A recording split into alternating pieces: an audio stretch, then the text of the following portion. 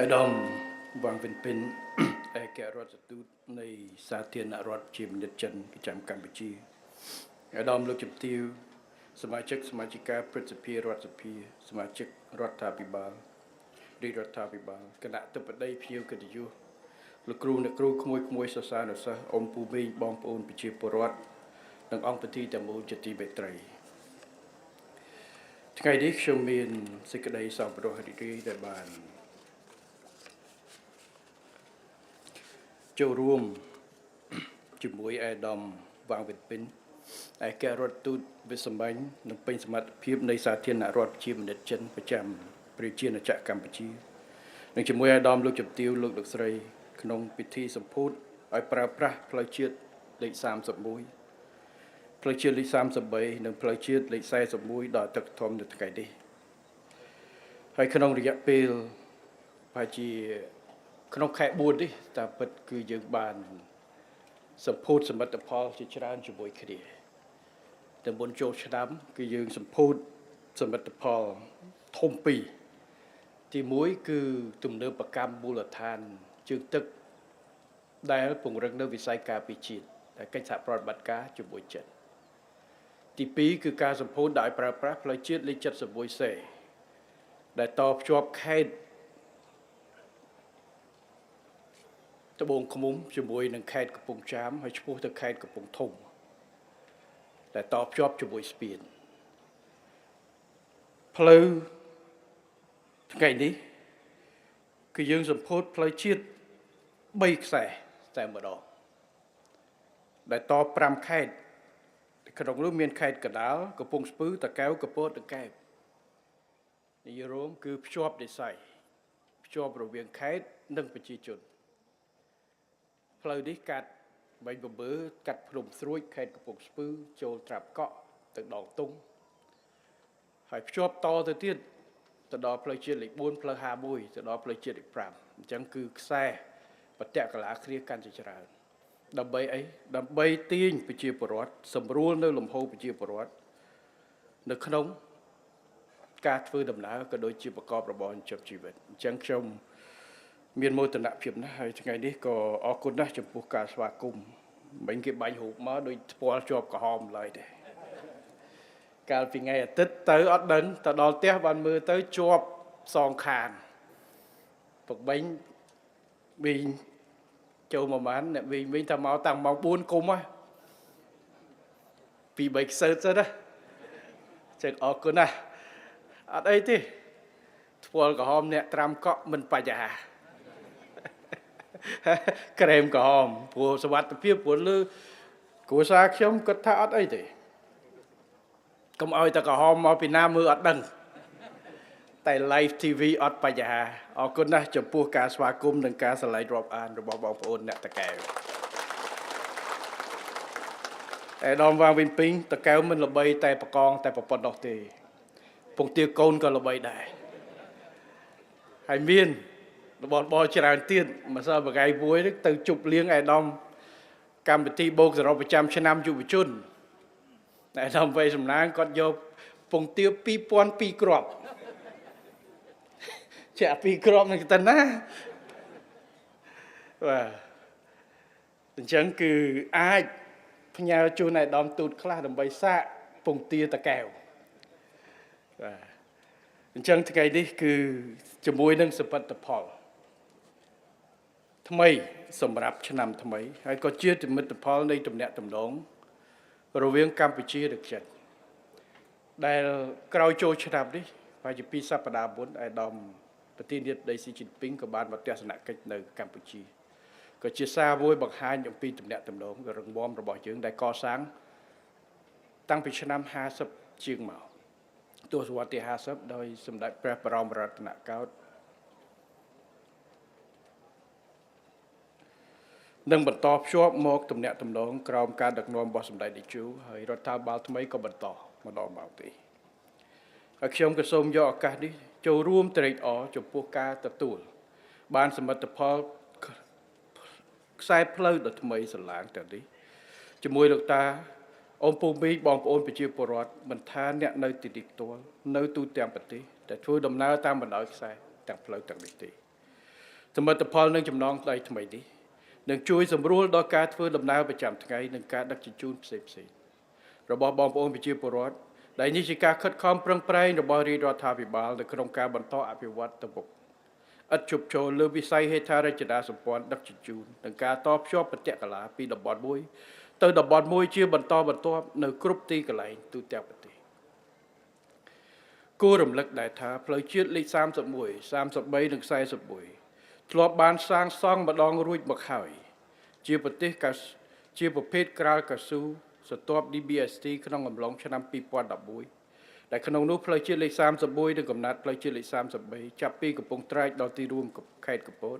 ត្រូវបានប្រើប្រាស់ឥណទានពីរដ្ឋបាលសាធារណរដ្ឋកូរ៉េហើយកំណត់ផ្លូវជាតិលេខ33ដែលបន្ត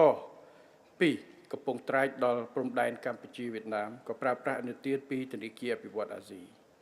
ចំពោះផ្លូវជាតិលេខ41ត្រូវបានប្រើប្រាស់ឥណទានពីរដ្ឋាភិបាលសាធារណរដ្ឋប្រជាមានិតចិនតាមរយៈរបាយការណ៍របស់អាយដាមពូនីពេពូនីរដ្ឋមន្ត្រីក្រសួងសាធារណការនិងដឹកជញ្ជូនបានលើកបន្តិចផ្លូវទាំង3នេះគឺបាន3ខ្សែនេះគឺត្រូវបានកសាងដោយក្រុមហ៊ុនសាជីវកម្មស្ពានថ្នល់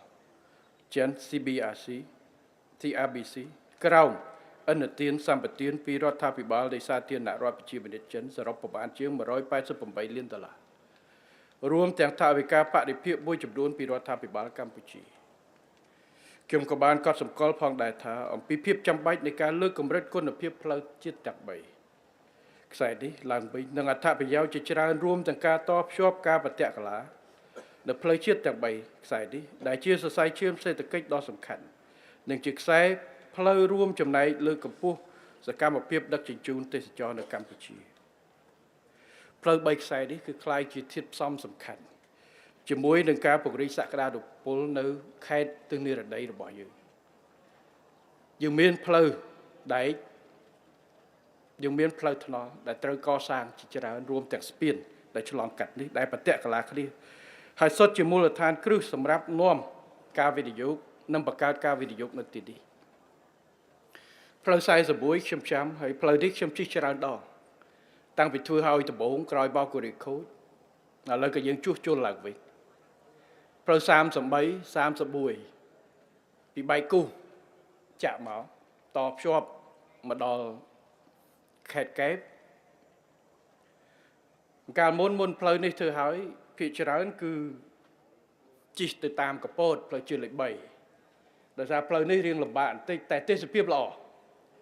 បាទឥឡូវក្រោយពីតភ្ជាប់ហើយគឺកាត់មកកែបលឿនតែម្ដង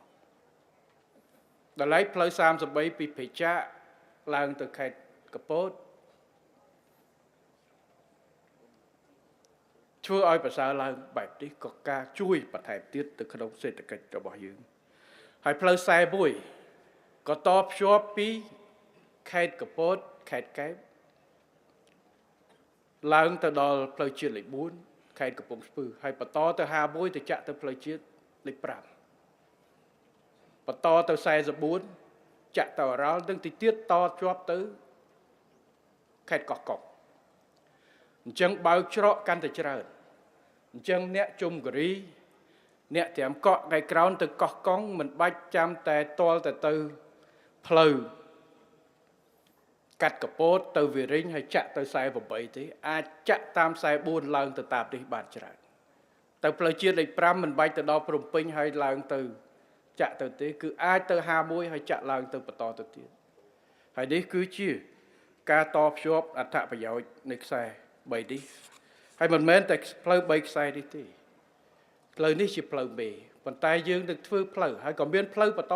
បានធ្វើកន្លងមកហើយដែរតែមិនទាន់ផ្លូវខ្លះមិនទាន់ក្រាលកស៊ូផ្លូវគម្រោងមួយដែលចូលមក3នេះដែលយើងគ្រោងធ្វើនៅខាងមុខនេះផ្លូវជាតិ43ទៅភ្ជាប់ផ្លូវជាតិលេខ4ទៅផ្លូវជាតិលេខ3ត្រង់តែម្ដងនឹងអាចកាត់បន្ថយការធ្វើដំណើរតែយើងធ្វើជាជំហានតខ្សែមួយមិនទាន់មានយើងបើកផ្លូវមួយផ្លូវដីសិនក្រោយមកយើងភ្លើផ្លូវកស៊ូមួយជំហាន DBST ឥឡូវយើងតម្លើងកម្រិតទៅជា AC ឲ្យកាន់តែរឹងមាំពង្រីកថែមស្ពានចាស់យើងរៀបចំពង្រីកធ្វើស្ពានថ្មីដើម្បីយូរអង្វែងអញ្ចឹងការ រៀបចំនៅកន្លែងនេះគឺយើងបានធ្វើច្រើនជាការពិតយើងសម្រេចការសាងសង់ផ្លូវ3ខ្សែនេះជាផ្លូវមេរួមជាមួយដែលផ្លូវកស៊ូទូលំទូលាយនេះសង្ឃឹមថាផ្លូវនេះនឹងចូលរួមធ្វើឲ្យសេដ្ឋកិច្ចជីវភាពរស់នៅរបស់ប្រជាជននៅទីនេះកាន់តែកើនហើយក្នុងនោះគោលដៅខេត្តទេសចររួមទាំងតំបន់ឆ្នេររមណីយដ្ឋានធម្មជាតិផ្សេងក៏នឹងបង្កើតបតកលាគ្នាហើយក្នុងខេត្តទិនរ័យនេះយើងគិតថាជាខេត្តមួយសំខាន់ខេត្តនេះគឺជាប់ចន្លោះប៉ូល2ប៉ូល1ប៉ូលភ្នំពេញសេដ្ឋកិច្ចភ្នំពេញយើងថាសេដ្ឋកិច្ចកណ្ដាលមួយទៀតគឺខេត្តព្រះសីហនុអញ្ចឹងការកសាងមូលដ្ឋាននៅទិសនិរតីនេះគឺសំខាន់សម្រាប់ជំរុញខេត្តដែលមានសក្តានុពលនេះឲ្យកាន់តែទាញបានទៅជាលទ្ធភាពជាក់ស្ដែងនៅលើដីការវិនិយោគកន្លងទៅនឹងទៅមុខទៀតនៅក្នុងការពង្រឹងខេត្តព្រះសីហនុនិងខេត្តជាប់សមុទ្ររបស់យើងដែលមានផែនការមេយើងបានអនុវត្តហើយឆ្នាំនេះយើងអនុវត្តជំហានដំបូងយកខេត្តព្រះសីហនុជាគោលដើម្បីជំរុញការធ្វើឧស្សាហកម្មភស្តុភារកម្មនៅទីនោះបង្កើតការងារនៅបានច្រើនប៉ុន្តែមិនត្រឹមតែខេត្តព្រះសីហនុទេឥឡូវខេត្តកពតខ្ញុំសញ្ញេមួយឆ្នាំជាងនេះគ្រាន់សញ្ញេតំបន់សេដ្ឋកិច្ចពិសេស 2-3 កន្លែងរួចទៅហើយនៅខេត្តកពតបានន័យថាសញ្ញានៃការរីកខេត្តកពតមិនត្រឹមតែជាទេសចរទេប៉ុន្តែវាជាឧស្សាហកម្មឥឡូវកំពុងសិក្សាធ្វើផែទឹកជ្រៅនិងការវិនិយោគរាប់ពាន់លានដើម្បីបង្កើត ecosystem នៃការផលិតរោងចក្រមួយខ្ញុំមិនទាន់បច្ចេកទេតែកំពុងចរចាដើម្បីប្រើប្រាស់ផែទឹកជ្រៅនៅខេត្តកពតនេះ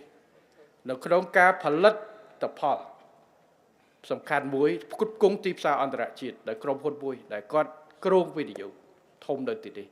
គាត់បានបើករោងចក្រ 4-5 ទៅហើយ2-3ទៅហើយនៅកម្ពុជាវិនិយោគជិត 1000 លានរួចទៅហើយតែគាត់ចង់ពង្រីកធំមួយទៀតនៅកម្ពុជាដើម្បីធ្វើទាញសក្តានុពលនៅកម្ពុជាមិនមែនអ្នកវិនិយោគសន្យាថាមិនមកទេអ្នកវិនិយោគនេះគឺបានបើករោងចក្រ2ផលិតសម្រាប់នាំទៅអឺរ៉ុបនាំអីជាតិ 1000 លានទៅហើយប៉ុន្តែក្រៅពីនោះតំបន់សេដ្ឋកិច្ចពិសេសនិងក្រុមហ៊ុនបដៅចាប់ផ្ដើមខ្ញុំសួរឲ្យដំជាវិធីលោកបុត្រកាលមុនយើងមានតំបន់សេដ្ឋកិច្ចពិសេសមួយចំនួនបានសុំជាអាជ្ញាប័ណ្ណធ្វើ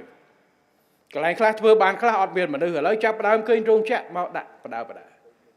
ខេត្តព្រះសីហនុខេត្តកពតបាទកាលមុនបដោតខ្លាំងទៅគឺខេត្តព្រះសីហនុឥឡូវរីកមកទីនេះ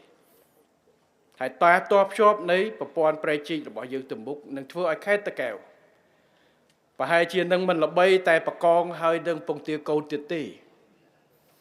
អាចคล้ายទៅជាខេត្តដែលនាំចេញនៅផលិតផលឧស្សាហកម្មនិងកម្មន្តសាស្ត្រច្រើន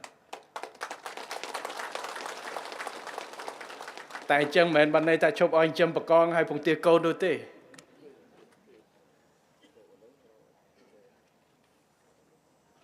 ជំរុញគ្រប់វិស័យ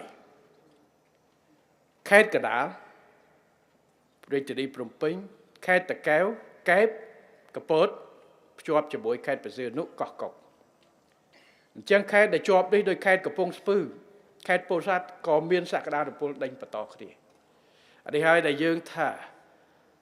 អ្នកខ្លះគេថាផ្ការីកនៃការចលនាផ្ដួលរដ្ឋាភិបាលតែយើងផ្ការីកនៃចលនាដើម្បីបង្កើនសេដ្ឋកិច្ច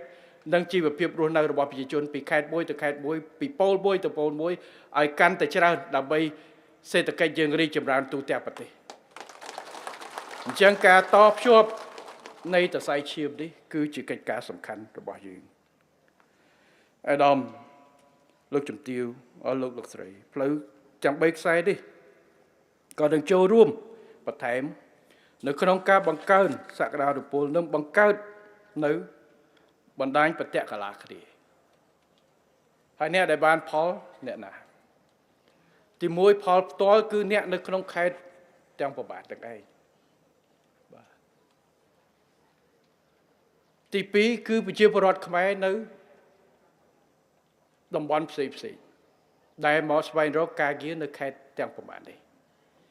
ដែលជាគោលដៅធំរបស់យើងគឺបង្កើតជំរុញកំណើនសេដ្ឋកិច្ចបង្កើតការងារឲ្យច្រើនទៅក្នុងស្រុកដើម្បីឲ្យបងប្អូនរបស់យើងប្រជាពលរដ្ឋរបស់យើង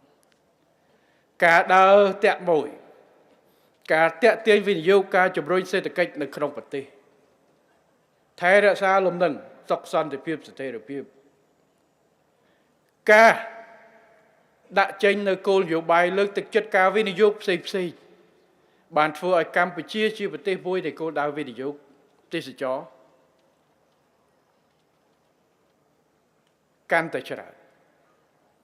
ដើម្បីទាញផលមកត្រង់មកប្រជាពលរដ្ឋរបស់យើងអញ្ចឹងការកសាងហេដ្ឋារចនាសម្ព័ន្ធនេះគឺដើម្បីភ្ជាប់តំបន់សក្តានុពលទាំងនោះដើម្បីពង្រាយខ្លួនមនុស្សយើងតលតែគេថាសុខភាពល្អគ្រប់កន្លែងมันអាចមុខស្រស់តែខ្លួនឬមួយដៃជើងស្វិតនោះទេត្រូវរីកទាំងអស់ឈាមត្រូវរត់ឲ្យដល់គ្រប់កន្លែងទើបបានខ្លួនយើងគេហៅថារឹងមាំបាទបើយើងសាច់ដុំដៃធំប៉ុណ្ណាណីតែជើងស្វិតយើងទៅធ្វើអីច្រើនក៏មានកំណត់ដែរមិនថាអត់ទៅរួចទេទៅរួចបើយើងល្អទៅរូបរាងខាងក្រៅតែកាពះរបស់យើងកើតបហារីកឈឺកាពះក៏មិនកើតដែរថ្លើមក្រិនក៏មិនកើតដែរអញ្ចឹងទាំងគ្រឿងគ្រប់ទាំងសរីរាង្គអវយវៈយើងគ្រប់កន្លែងត្រូវតែរឹងមាំដូចគ្នាព្រោះសរីរាង្គនិងអវយវៈមួយមានតួនាទីខុសគ្នាភ្នែកមួយទៅតិចផ្សេងច្រមុះផ្សេងអណ្ដាតផ្សេងដៃផ្សេងជើងផ្សេងទាំងអស់គ្នាផ្គុំគ្នាជួយឲ្យខ្លួនយើងពេញគ្រប់លក្ខណៈអាចធ្វើចលនាបានប្រទេសយើងដូចគ្នាគ្រប់ខេត្តគ្រប់ក្រុងគ្រប់ស្រុកគ្រប់ឃុំគ្រប់ភូមិត្រូវតែរីកចម្រើនគ្រប់កោសិកាទាំងអស់ទើបប្រទេសរីកចម្រើនមិនអាចរីកត្រឹមតែរាជធានីភ្នំពេញនោះទេមិនអាចចុះមកកប៉ាល់ហោះចេញមករាជធានីភ្នំពេញដូចតូក្យូស្រាប់តែចេញមកមិនទាន់បានផងសិតតែផ្ទះខ្ទមទៅអត់រួចទេអានឹងហើយដែលថាក្នុង40ឆ្នាំនេះការវិវត្តបាទអ្នកណាស់ថាកន្លែងនេះក្រទៅខ្ញុំហ៊ានភ្នាល់រើសគ្រប់ខេត្តឲ្យទៅកន្លែងណាក៏ដោយទៅចអុលបង្ហាញឲ្យខ្ញុំភូមិណាក៏ដោយនៅខេត្តតាកែវឥឡូវនេះស្រុកណាក៏ដោយនៅខេត្តតាកែវឲ្យមកចអុលឲ្យខ្ញុំបើស្រៀបធៀបពីជំនាន់80មកឥឡូវគ្មានការរីកចម្រើនខ្ញុំគិតថាយើងមិនបាច់ធ្វើយុរដ្ឋត្រីទេក៏បានផ្លូវណាក៏មានគិតថាពីមុនអត់ផ្លូវឥឡូវមានផ្លូវជីវភាពមានបញ្ហាប្រឈមខ្លះប៉ុន្តែបើសិនជាយើងគិតថាពីឥឡូវចំនួនផ្ទះស្លឹកនៅប្រមាណនៅតាកែវតែចំនួន9ជាងហ្នឹងខាងជប៉ុនគាត់មកពេលដែលរចនាសម្ព័ន្ធនេះមកពេលដែលអ៊ុនតាក់ចុះមកឆ្នាំ9ជាងមេវិជាការកងវិស្វកម្មរបស់ជប៉ុនម្នាក់ខ្ញុំទៅជួបគាត់ឥឡូវគាត់ផ្កាយ4រត្រែតគាត់ថតផ្លូវមួយចេញពីវងមូលកប់ស្រូវនៅវងមូលគួរស្រូវនៅនេះមកទលេបាទីគាត់ថតផ្លូវមួយផ្លូវនឹងទូចមួយហើយអាស្ពានមួយដៃទៀតអាស្ពាននឹងគេមានរូបមានកូនក្មេងដាក់ឈើឡានទៅគេដាក់ឥឡូវទៅមើលផ្លូវនឹងមានរោងចក្រមានផ្ទះថ្មមានអីពេញនេះហើយគឺជាការពិតជីវភាពរស់នៅតម្រូវការកាន់តែក៏នៅតែមានប៉ុន្តែបើសិនជាយើងគិតថាកម្ពុជារីកត្រឹមតែភ្នំពេញកន្លែងផ្សេងទៀតគ្មានការវិវត្តសោះតែម្ដងភូមិណាគ្មានការវិវត្តសោះអីសោះខ្ញុំគិតថាមិនកើតទេកុំបាត់ជឿនៅតាមឃុំនៅខេត្តតាកែវពីឆ្នាំ90ខ្ញុំជឿថាមាននៅសល់ផ្ទះស្លឹកច្រើនផ្ទះមួយប្រហែលជាផ្ទះដែលមានឡានជិះប្រហែលជាមានតិចដែរនៅពេលឆ្នាំ90ប្រហែលសឹងទាំងអត់ផ្ទះប្រមាណមានកោយន្តតែឥឡូវបើយើងអាចទៅរកឃុំណាមួយភូមិណាមួយនៅក្នុងខេត្តតាកែវទាំងមូលខ្ញុំគិតថាយ៉ាងហោចដែរក៏មានមួយឡានមួយគ្រឿងដែរមួយភូមិបាទអាចមានច្រើនណាអានឹងដែលខ្ញុំនិយាយ Tha dạng hỏi nào có miên lan mà krương đây mà pum nơi ta kêu lấy bóng ôn nè ta kéo sao chả hơn chiếng bạc rương chẳng bàn này ta cao vì vọt hay bị chả đạp cái chứ bọn ní chỉ cao vì vọt tầm mục ca lầm bạ thằng ngày đi không bị ca lầm bạ chả làm cái sập ca lầm bạ thằng ngày đi phải hai chia lầm bạ sầm rạp vô bị chôn mình chỉ đuôn cứ bà bạ ở lối tinh ca tu sáp rồi môi có xe va tu sáp nâng call tơ viết drop xin lỗi chờn ca lầm bạ quát bên đi tại ca lầm bọ vì mà pay sam sập chả nằm muốn phải hai chia mình kết ở đằng thế kết pi cà pe ọt cài kia thôi chẳng ca lầm bạ miên tiếng còn tại ca lầm bạ không đi nơiประเทศណាដូចគ្នាខ្ញុំចាំខ្ញុំទៅរៀននៅសាលានៅសិង្ហបុរីគាត់ថាកាលសិង្ហបុរីពីឆ្នាំ80ជំនាន់លីគាត់យូការលំបាកពេលនោះគឺចាំបាច់គឺការរកជីវភាពរស់នៅចំណាយទៅលើអ្វីដែលចាំបាច់កន្លែងចាំឡានអត់ត្រូវវាម៉ាស៊ីនជែកអានេះជាការខ្ជះខ្ជាយតែឥឡូវនេះប្រជាពលរដ្ឋសម័យក្រោយតាកន្លែងណាយើងក្តៅអត់ម៉ាស៊ីនជែកគាត់ស្រែកគាត់ថាហ្នឹងលំបាកណាស់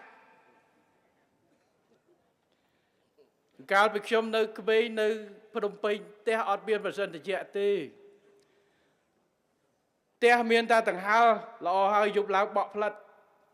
ផ្ទះនាយករដ្ឋមន្ត្រីរបស់ឲ្យខ្ញុំជានាយករដ្ឋមន្ត្រីប៉ុន្តែឥឡូវនេះគ្រាន់តែប្រហែលឆ្នាំមុនដាច់ភ្លើងបន្តិចគឺតាម Facebook ចែកចាយដាច់ភ្លើងតែពីយប់ស្រែកត្មងថារដ្ឋាភិបាលវេទនាណាស់រស់នៅក្នុងសម័យនេះអត់ម៉ាស៊ីនត្រជាក់អត់ដើរការលំបាកខុសគ្នាប៉ុន្តែបើយើងប្រៀបធៀបជាទូទៅមើលព្រៃទាំងមូលបានន័យថាការវិវត្តយើងកាន់តែរីកចម្រើនកាន់តែល្អមើលទៅសុខភាពកាលពីឆ្នាំ90 80អាយុ50ឆ្នាំមើលដូចអាយុ80ឆ្នាំតែឥឡូវនេះអាយុ8មិនស្រួលមើលដូច50ឆ្នាំចឹងអាហារូបត្ថម្ភមិនមែនតែក្មេងៗទេអាហារូបត្ថម្ភសម្រាប់មនុស្សដែលមានអាយុច្រើនពីឆ្នាំ8ជាងយើងចេញពីអពតអាយុមធ្យមគេថាការរស់នៅរបស់យើងដូច60ឆ្នាំជាងតែងទួច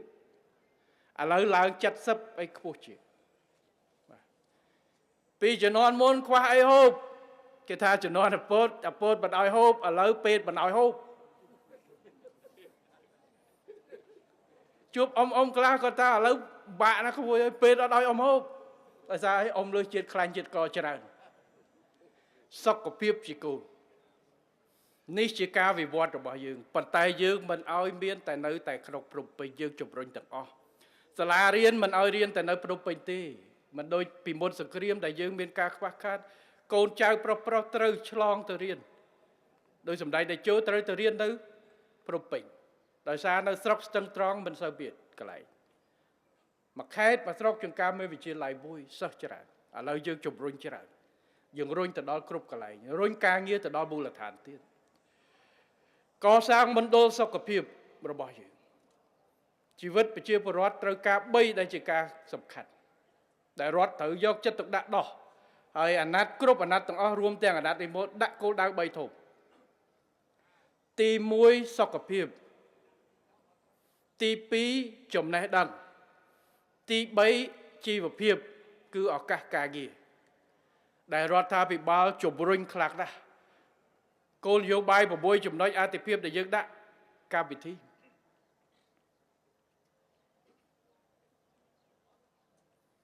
វិធានកលឹះ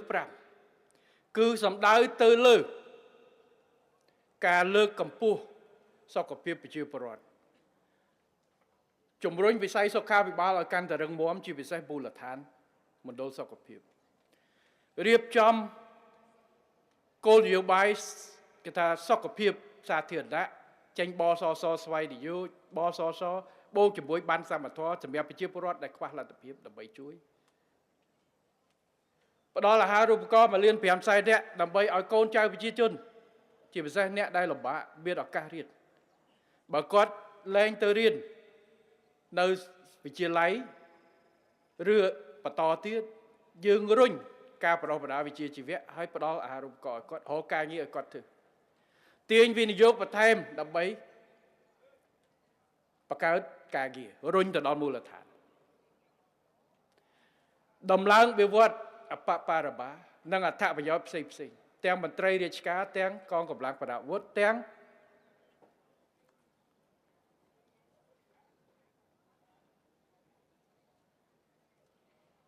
កម្មករកម្មការនេះនឹងវិវត្តផ្សេងទៀត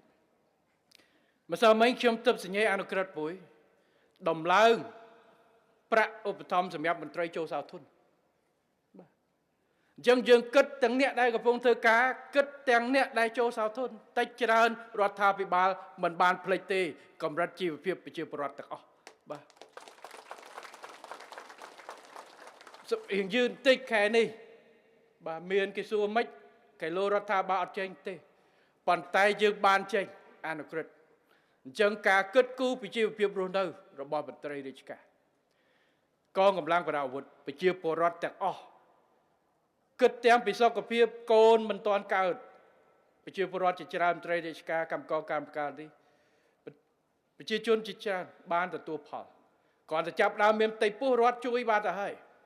រហូតដល់កូនអាយុ2ឆ្នាំការឧបត្ថម្ភសាច់ប្រាក់អញ្ចឹងតិចច្រើនប្រទេសយើងមិនមែនលទ្ធភាពច្រើនដោយប្រទេសជាច្រើនផ្សេងគេមានទេប៉ុន្តែបើយើងនិយាយអំពីគោលនយោបាយដែលគិតគូរនោះយើងមានច្រើនមិនតិចទេមិនបានន័យថាដោយសាររដ្ឋយើងមិនសូវមានយើងបិទបៀតជាមួយប្រជាពលរដ្ឋអត់ទេទោះបីយើងមិនសូវមានតែយើងបង្កើតកម្មវិធីផ្ដល់អត្ថប្រយោជន៍តិចច្រើនជូនគាត់ពេលណាដែលរដ្ឋកាន់តែមានថែមទៀតប្រាក់ទាំងអស់នោះក៏កាន់តែកើនបានន័យថាយើងគិតគូរសឹងតែគ្រប់ជ្រុងជ្រោយជូនប្រជាពលរដ្ឋរបស់យើងនេះជាការគិតគូរការពង្រាយការចែកនៅផលលាភនៃការអភិវឌ្ឍមិនមែនអភិវឌ្ឍរីកចម្រើនតែអ្នកមានលុយធ្វើផ្ទះថ្មផ្ទះធំនោះទេសួរថាតើអ្នកដែលមានធ្វើខុនដូធ្វើបរិយាធ្វើអីមិនថានៅកពតអីគាត់ធ្វើដោយសារអីដោយសារមានអតិថិជននឹងពីណាគេគឺប្រជាពលរដ្ឋយើងដែលពីមុនក្រីក្រឥឡូវគាត់មកជីវភាពមុតជុំមានការងារមានអីគាត់អាចដាក់បងតាមបដាបានរឿងទៅប៉ុណ្ណឹងដែលខ្ញុំតាមមិញមកឃុំតិចថាមានឡានមិនដល់មួយប្រជាពលរដ្ឋស្រែកស្រែកថាអត់ទេមានច្រើនជាងនឹងបានន័យថាគាត់មានលទ្ធភាពតែគាត់មិននិយាយរួមលុយទិញឡានលុយទិញផ្ទះលុយទិញម៉ូតូលុយទិញទូតលតែគាត់សល់លុយបើគាត់រហមួយថ្ងៃខ្វះព្រឹកខ្វះល្ងាចគាត់មិនទៅចាយអាដឹកទេអញ្ចឹងនេះជាសញ្ញាបង្ហាញថាប្រជាពលរដ្ឋមានលទ្ធភាពសេដ្ឋកិច្ចវាឡើងចុះមិនថាតែយើងពេលណាសេដ្ឋកិច្ចល្អទៅដីត្រូវប៉ាន់ទៅឡើងលឿនទៅទិញកាន់តែលឿនតែឥឡូវហើយក្រោយឆ្នាំនេះចាប់ផ្ដើមឆ្នាំថ្មីនេះគឺយើងឃើញសន្ទុះនៃការទិញរថយន្តថ្មីគ្រួសារឡើងពុនកយរាល់ថ្ងៃកាលមុនត្រឹមតែ10លានទេឥឡូវ10មួយថ្ងៃ10លានឥឡូវចូល20លានដូចចង់ជិត20លានហើយមួយផ្នែកធំគឺកំណើននៃការទិញរថយន្តគ្រឿងយន្តហើយខ្ញុំសួរអេដាមគុណញឹមតើគ្រឿងយន្តនឹងប្រភេទណាគាត់ថាប្រភេទរថយន្តគ្រួសារបើសិនជាចូលត្រឹមតែរថគ្រឿងយន្តធ្វើកសិកម្មទៅរឿងផ្សេងតែនេះរថយន្តគ្រួសារបានន័យថាប្រជាពលរដ្ឋយើងអាចមានលំនឹងជឿជាក់ប្រៀបធៀបពី3ឆ្នាំមុនដែលថាក្រោយកូវីដក៏អីទៅក៏អាចមានលទ្ធភាពនឹងបង្កើនការទិញឡើងវិញនេះគឺជាសញ្ញានេះគឺជាកត្តាជាក់ស្ដែងសួរទៅអចលនៈទ្រព្យអ្នកធ្វើបរិយគាត់ថាឥឡូវពីប្រមាណពីឆ្នាំទៅលក់បានមួយខែ6 7ផ្ទះឥឡូវនេះឡើងដល់20ផ្ទះអីចឹងវាអត់ដូចមុនកូវីដទេឡើងច្រើនប៉ុន្តែមុនកូវីដអ្នកខ្លះទិញម្ដង100ផ្ទះអីនោះមិនច្រើនអ្នកខ្លះដល់លឿនពេកគាត់អាចលនៈទ្រព្យលឿនពេកគាត់កោលកលេគាត់ហ៊ានយក100ផ្ទះគាត់យកហើយគាត់លក់គាត់យកភ្លាមប្រវល់50ផ្ទះយករួចដើមតែឥឡូវក្រោយពីកូវីដក្រោយពីបញ្ហានេះអ្នកដែលទិញភាគច្រើនមិនមែនទិញបែបនោះទេគឺទិញពិតប្រាកដទិញនៅទិញអីអញ្ចឹងសញ្ញានេះក៏វាកើនឡើងវិញហើយយើងសង្ឃឹមថាស្ថានភាព2025នឹងបន្តព្រោះឥឡូវពិភពលោកអត់ដឹងថាទៅណាទេបាទជាមួយនឹងអស់ពីសង្គ្រាមអ៊ុយក្រែនរុស្ស៊ីអស់ពីសង្គ្រាមជាមួយកូវីដចូលសង្គ្រាមនៅប្រដាប់អាវុធអស់ពីសង្គ្រាមប្រដាប់អាវុធឥឡូវទៅជាសង្គ្រាមពាណិជ្ជកម្ម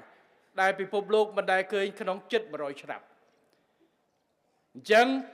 វា បង្កើតនៅស្ថានភាពមួយទៀតប៉ុន្តែទោះជាយ៉ាងណាក៏ដោយម្សិលមួយថ្ងៃខ្ញុំជួបជាមួយនឹងខាងបងប្អូនសហជីពនៅក្រៅប្រព័ន្ធអង្គការវិជាជីវៈសូមឲ្យជឿទុកចិត្តទៅលើរាជរដ្ឋាភិបាលរបស់កម្ពុជាដែលយើងនឹងខិតខំឲ្យអស់លទ្ធភាពខិតខំគ្រប់វិធីទាំងអស់ដើម្បីការពារអត្ថប្រយោជន៍របស់ប្រជាពលរដ្ឋរបស់យើងរួមទាំងការងារនៅក្នុងវិស័យឯកជនផងបាទដើម្បីធានានៅជីវភាពរស់នៅរបស់ប្រជាពលរដ្ឋរបស់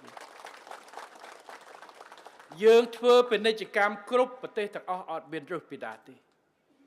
យើងធ្វើការងារជាមួយនៅគ្រប់បណ្ដាញយើងនាំចេញគ្រប់ទំនិញទាំងអស់យើងមិនពឹងផ្អែកតែទៅលើទេសចរ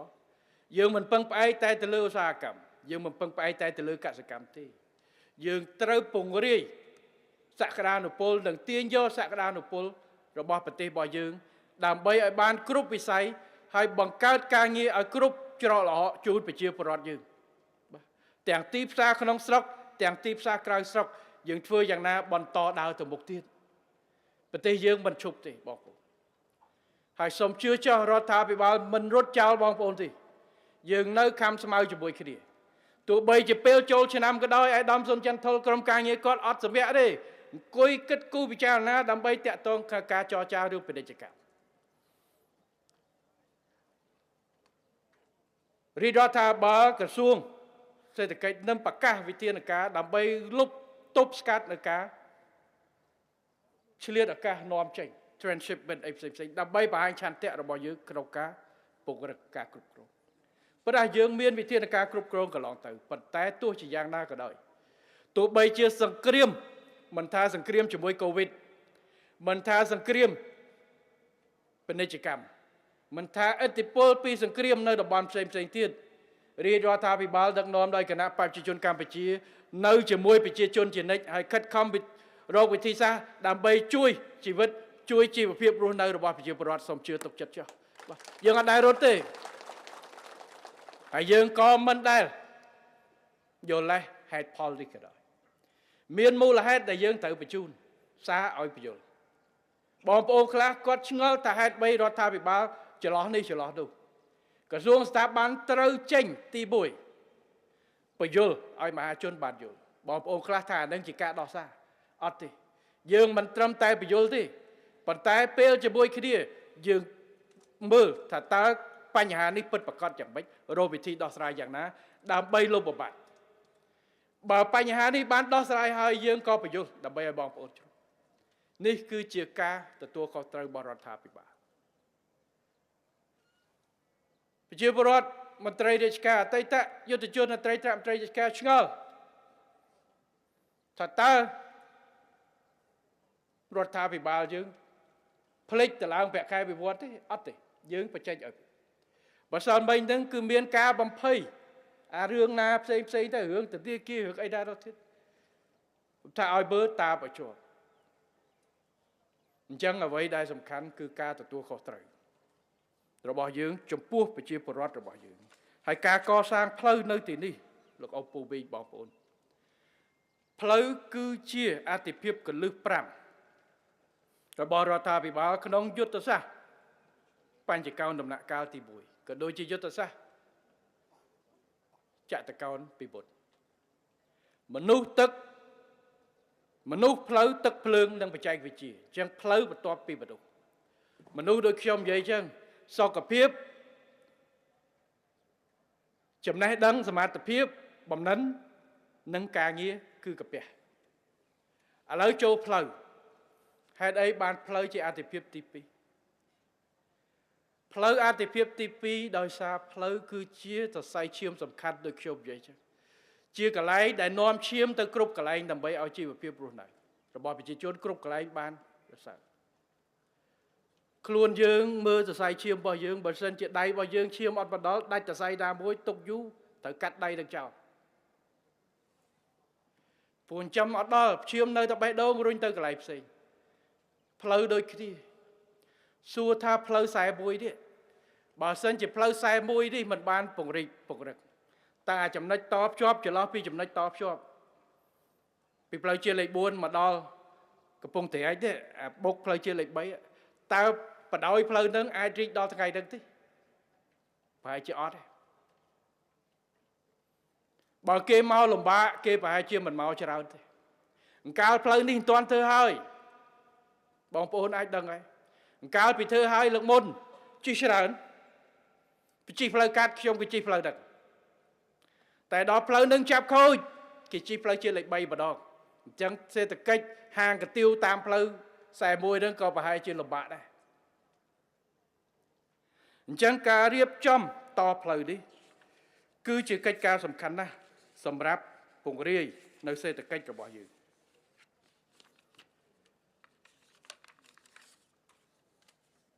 ការតភ្ជាប់ខេត្តទាំង5ជាមួយនឹងខេត្តផ្សេងទៀត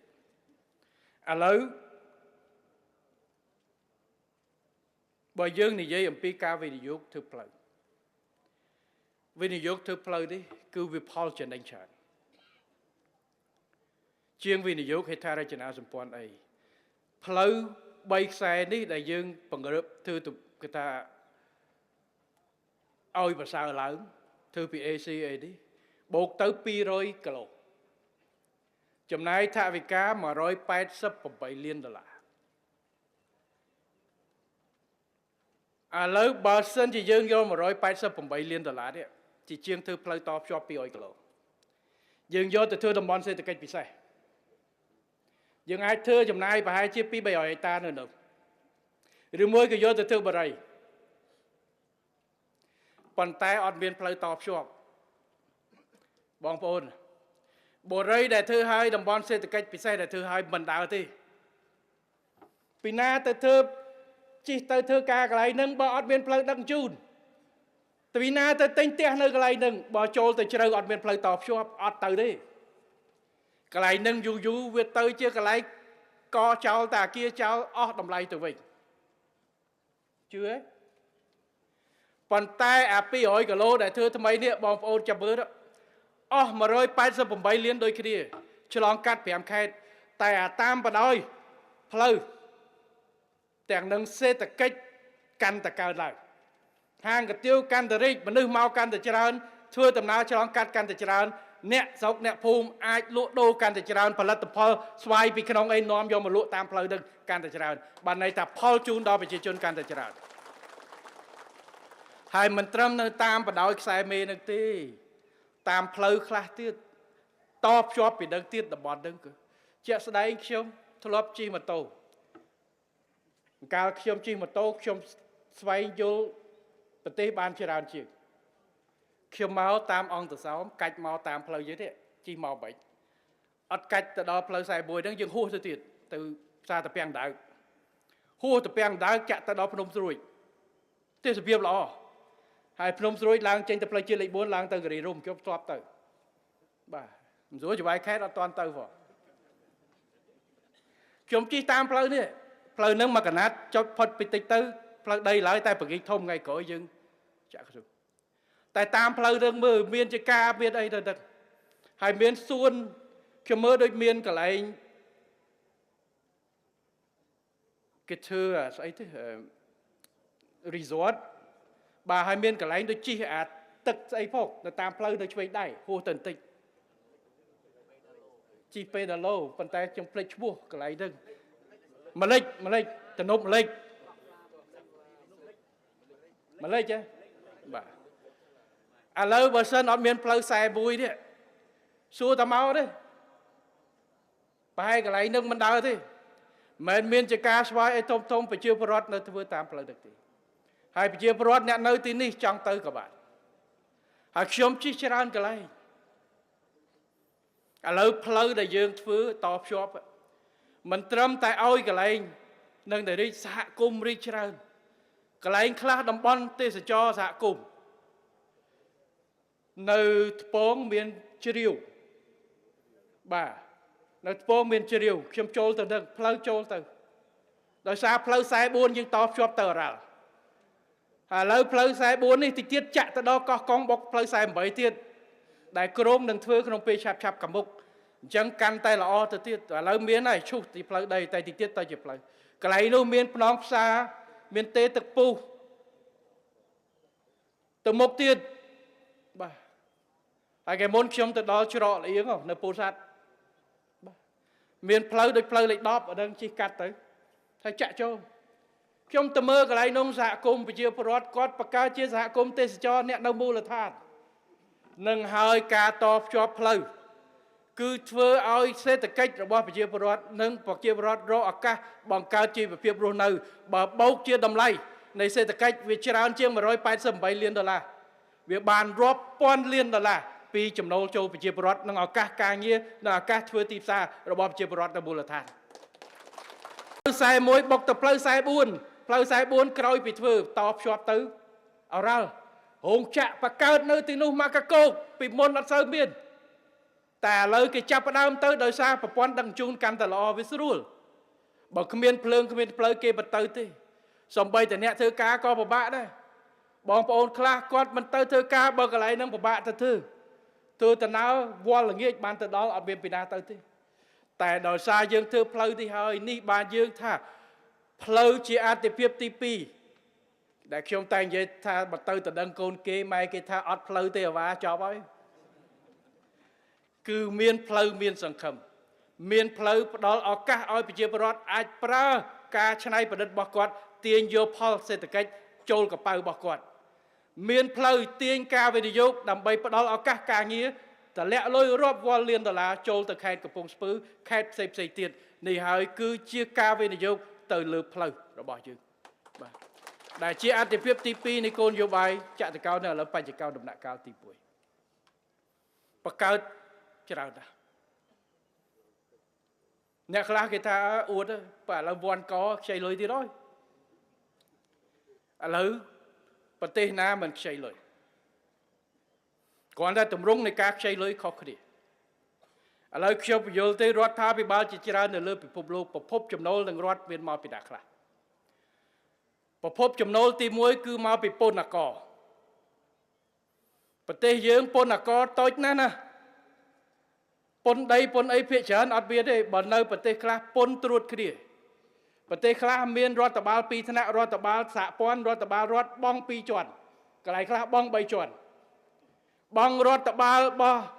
សហព័ន្ធមួយទៅបង់ state របស់រដ្ឋមួយទៅបង់របស់ឃុំមួយទៀតបង់2 3តង់មូលដ្ឋានទី1គឺមូលដ្ឋានពន្ធ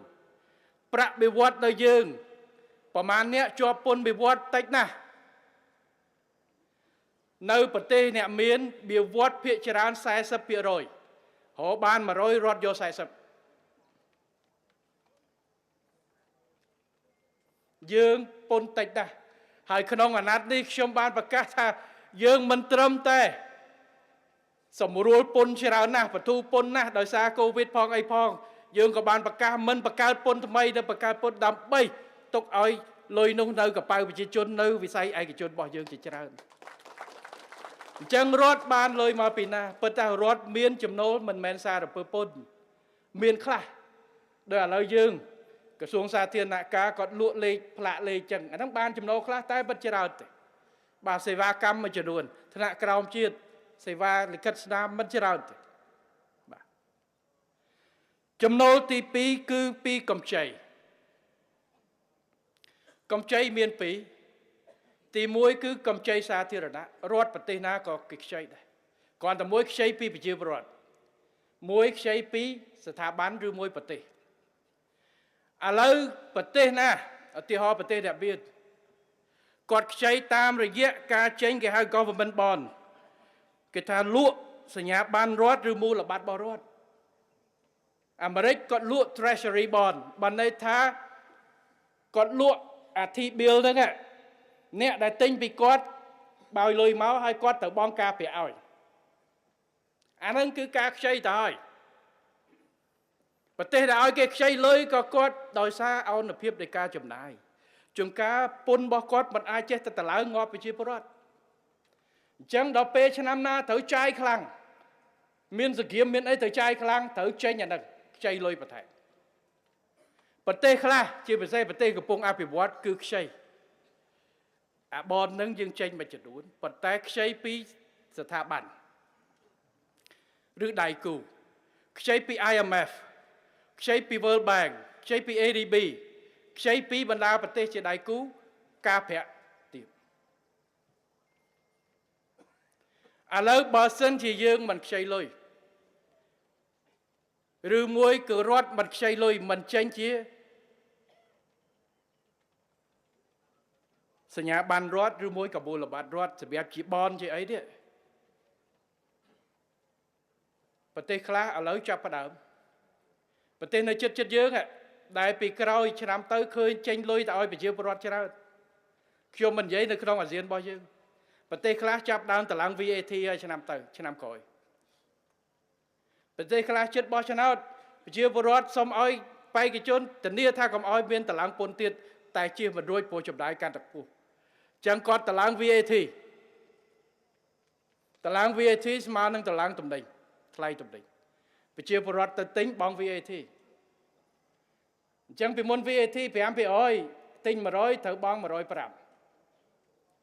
ឡូវ VAT ឡើង 8% ត្រូវបង់$108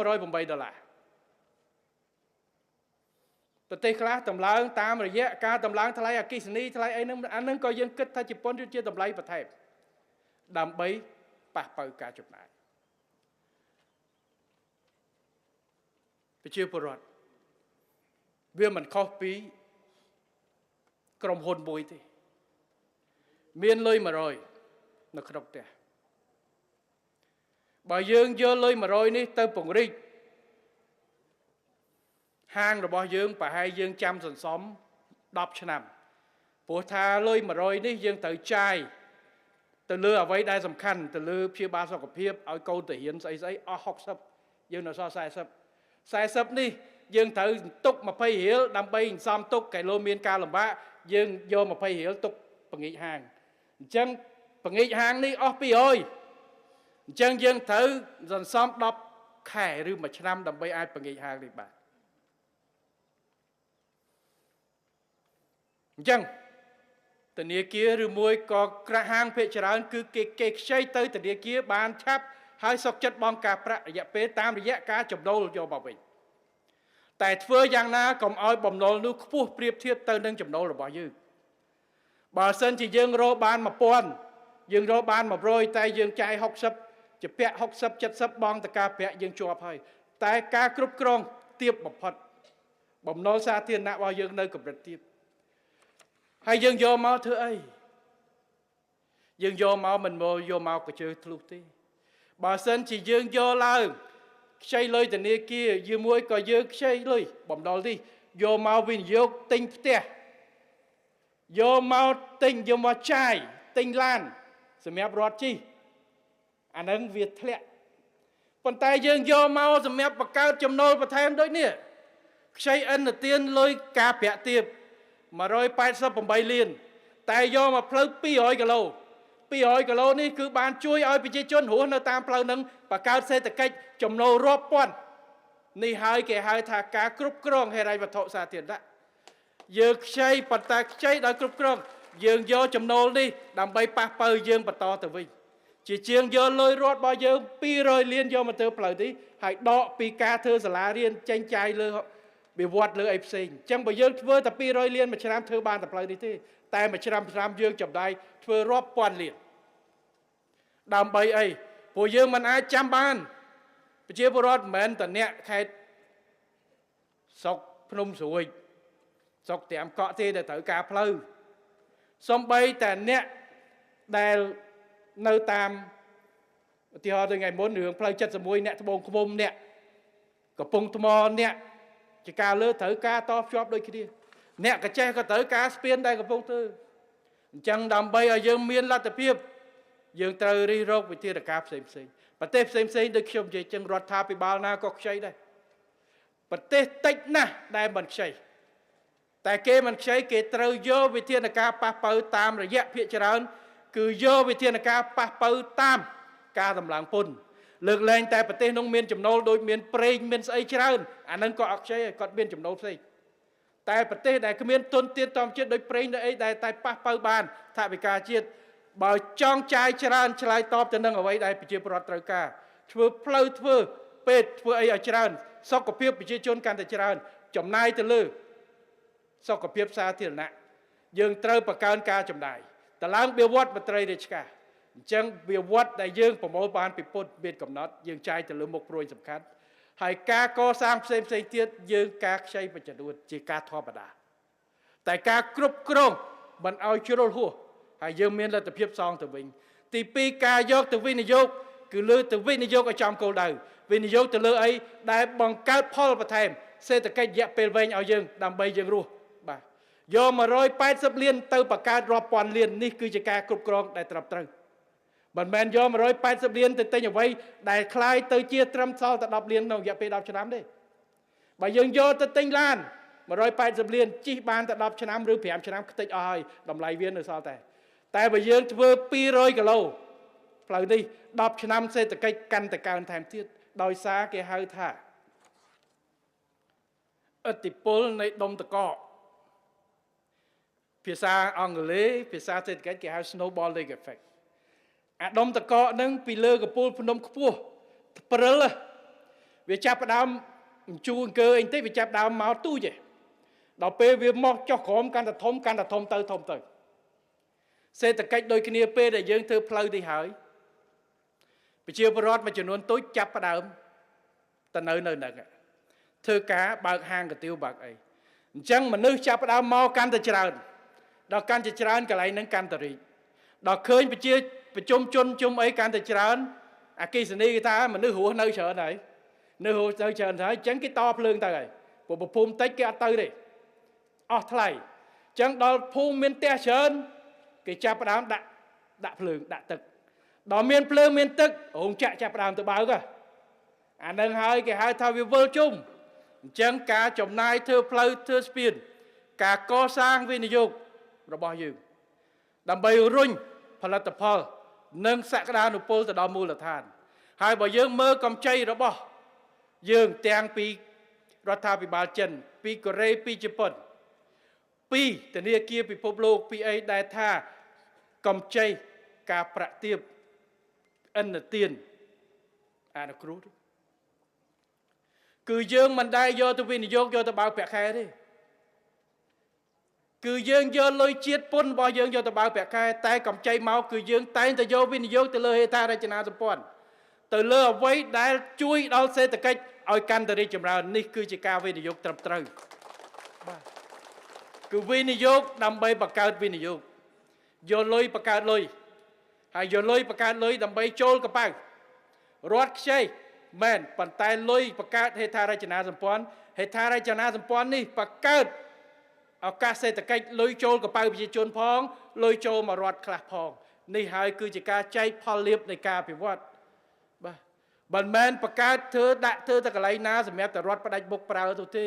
គឺធ្វើសម្រាប់ឥឡូវខ្ញុំសួរបងប្អូនផ្លូវលេខ31ផ្លូវលេខ33ផ្លូវលេខ41 200គីឡូដែលធ្វើនេះបើសិនជាបងប្អូនណាប្រើឲ្យមានរដ្ឋទៅទាលុយប្តឹងមកខ្ញុំបាទអត់ទេគឺសម្រាប់បងប្អូនធ្វើដំណើរស្រួលកាត់បន្ថយថ្លៃចំណាយសំលុយនេះហើយជាការពិតគឺផលចូលកប៉ៅប្រជាពលរដ្ឋរបស់យើងនេះជាការពិតគឺអ្វីដែលយើងធ្វើមានការទទួលខុសត្រូវហើយគ្មានប្រទេសណារដ្ឋណាតិចណាស់នៅលើពិភពលោកនេះដែលមិនប្រើប្រាស់រិះរកវិធីសាស្ត្រការខ្ចីគឺការដោះស្រាយវិទ្យាសាស្ត្របើយើងចង់ធ្វើ10មុខយើងមានលុយប៉ុណ្ណឹងតែយើងគ្រប់គ្រងវាយ៉ាងម៉េចនេះគឺជាវិទ្យាសាស្ត្រការវិនិយោគកម្រិតណាការបង្កើនចំណូលយើងដើរផ្លូវណាការជំរុញជីវភាពរស់នៅយ៉ាងម៉េចអញ្ចឹងអ្វីដែលខ្ញុំលើកថ្ងៃនេះបងប្អូនបានឃើញហើយសូម្បីតែអ្នកជិះមកព្រឹកមិញបាទមកពីដូនកែវបាទដូនកែវឥឡូវមកអង្គតសោមលឿនបាទកាលមុនពីផ្លូវជាតិលេខ2នឹងធ្វើហើយគេមកទៅតាមនឹងទៅអង្គតសោមទៅដូនកែវពីមុនធ្វើផ្លូវនឹងតើប្រើពេលប្រហែលចកេះមិនស្រួលកិច្ចបើជិះឡានតែឥឡូវជិះមិនស្រួលលឿនគេថាហួសផ្លូវជិះមិនស្រួលលឿនសួរថាតើតាមបណ្ដោយផ្លូវទៅ ក្រោយពីធ្វើផ្លូវហើយរីកហើយតើកំណើនឬមួយក៏ជីវភាពរស់នៅប្រជាពលរដ្ឋយ៉ាងណាច្រើនណាស់នៅទូទាំងប្រទេសគ្រប់កន្លែងទាំងអស់នេះគឺការធ្វើផ្លូវតភ្ជាប់ការធ្វើស្ពានតភ្ជាប់អានេះខ្ញុំអត់និយាយពីការធ្វើកំពង់ផែតភ្ជាប់ផ្លូវសមុទ្រផែទឹកសាបការតភ្ជាប់តាមផ្លូវអាកាសទេថ្ងៃនេះយើងនិយាយតែផ្លូវទេហើយផ្លូវនេះគឺតភ្ជាប់ច្រើនហើយខ្ញុំនិយាយតែផ្លូវថ្នល់ហើយស្ពានទេអត់និយាយផ្លូវដែកទៀតបាទអញ្ចឹងបងប្អូនអ្នកដែលរស់នៅទីនេះហើយខ្ញុំឃើញអ្នកដែលចូលមកកម្មវិធីនេះខ្ញុំគិតថាភាគច្រើនលើកលែងតែក្មួយតូចរៀននៅថ្នាក់វិទ្យាល័យបែរជាកើតអត់ទាន់ផ្លូវនេះមុនទៅមុនផ្លូវ41ទេអញ្ចឹងអាចជាសាក់សីរស់អ្នកដែលរស់នៅតាមបណ្ដោយផ្លូវនេះអាចជាសាក់សីរស់ថាតើពីមុនផ្លូវនេះធ្វើហើយតើឥឡូវនេះតើផលទៅដល់ប្រទេសទីមួយបានផលយ៉ាងម៉េចនេះគឺជាការពិតហើយបើថាផ្លូវនេះធ្វើហើយសេដ្ឋកិច្ចជីវភាពនិងការធ្វើដំណើររបស់បងប្អូនប្រជាពលរដ្ឋលំបាកជាងមុនសូមប្រាប់ខ្ញុំកាយផ្លូវចេញតែអត់កាយទេនិយាយលេងសើចវាអត់មានបើសិនជាផ្លូវនេះធ្វើហើយ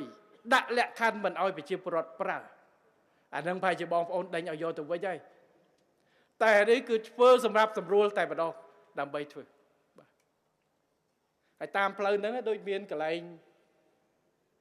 ពីណាធ្វើស្អីណានោះហុងស៊ុយអីអាដាមលូឡៃស្រេងគាត់មានបាទមានតែខ្ញុំមិននិយាយប៉ុណ្ណឹងវាប៉ុន្តែបង្កើតទេសចរបង្កើតឱកាសផ្សេងទាំងអស់បាទហុងស៊ុយផ្លូវភ្នំទឹកអីខ្ញុំដឹកប៉ុន្តែអានឹងជីវិតយើងវា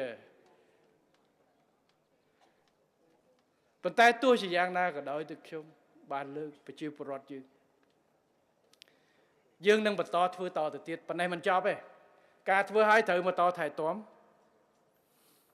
សេដ្ឋកិច្ចយើងនឹងបន្តជំរុញមកទីនេះ